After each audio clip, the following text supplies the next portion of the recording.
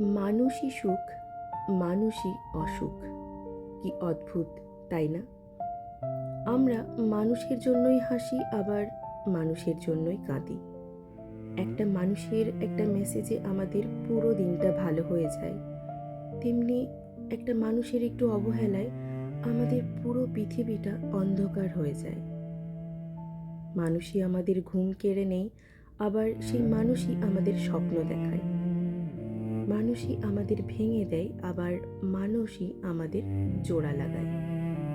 আমরা মানুষ থেকেই পালাতে চাই, আবার দিন শেষে একটা মানুষকেই খুঁজি, একটা কাঁধ খুঁজি, একটা মানুষ খুঁজি যাকে বলা যায় থেকে যাও।